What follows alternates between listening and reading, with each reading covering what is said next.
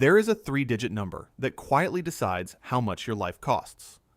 Two people can buy the exact same house, borrow the exact same amount, and one of them pays about $48,000 more over the life of the loan. Not because of their income, not because of the house, because of this number. And almost nobody has ever seen the machine that builds it. So let's draw it.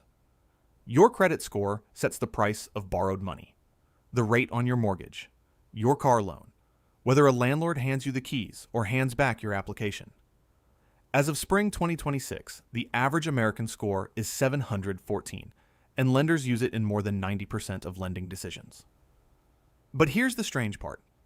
Most people treat the score like weather, something that just happens to them. It isn't. It is a machine with a fixed set of inputs. One thing before we build it. You do not actually have one score. You have a few, one at each of the three big credit bureaus, Equifax, Experian, and TransUnion. But here is the good news. They all run on the same machine. So we are going to draw the machine, and once you can see the inputs, you can see exactly which levers move the needle, one pipe at a time. The first pipe, the biggest one, is your payment history. It feeds in more than a third of everything, 35%, and it asks the simplest question the machine has. Do you pay your bills on time? That's it. Not how much you owe, not how fancy your cards are. When a payment is due, does it arrive? One payment 30 days late can knock a strong score down sharply, 50 points or more. And this pipe is exactly why millions of scores fell in early 2026. When student loan payments restarted and missed ones went back on the record, more than 2 million borrowers watched their score drop 100 points or more in a single quarter. Same person, same job. One pipe turned and the needle fell. The second pipe, almost as fat, is the amounts owed, 30%. But not the way you would think. The machine barely cares about the raw dollars. It cares about the ratio, how much of your available credit you are actually using. Picture one card with a $1,000 limit. If you are carrying $900 on it, you are using 90% of your credit, and the machine reads that as strain, someone stretched thin. The rule people repeat is to stay under 30%. Under 10% is better still. And here's a number that surprised me.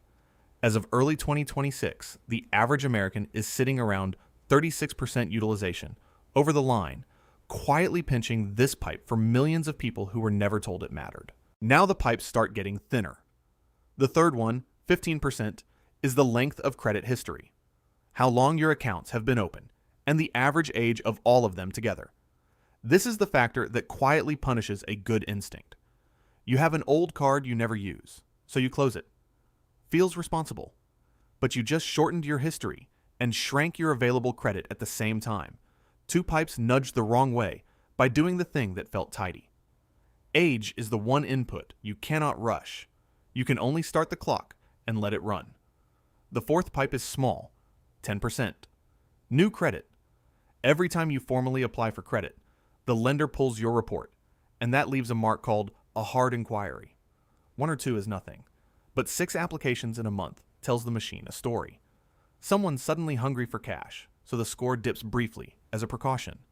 This is why opening a store card at every checkout for the 10% off adds up in a way the cashier never mentions. And the last pipe, also 10%, is the one you should worry about least. Your credit mix. The machine likes to see you can handle different kinds of credit. A card, a car loan, a mortgage. It is a mild bonus for variety. But please do not go take out a loan you do not need just to feed this pipe. It is the smallest valve on the whole machine. Noted and moved past. Now step back and look at the whole machine. 5 pipes. But look at their sizes. The first 2, paying on time and keeping your balances low, are 65% of your entire score. Almost 2/3. The other 3 factors combined are the rest. That is the thing the picture shows you that a list of 5 bullet points never could. The factors are not equal. You do not need to optimize all 5. You need to turn the 2 big valves and basically leave the rest alone. So here's what the diagram leaves you with. Pay every bill on time, even the minimum, even when it is tight. That is the widest pipe. Keep your balances well under a third of your limit.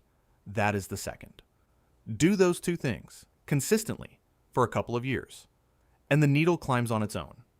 The mix, the inquiries, the age of your accounts, all of it is rounding. The average score in this country is 714, and the machine that decides it was never meant to be watched from the outside. Now, you have seen the inside. If seeing money drawn out like this makes it finally click, subscribe.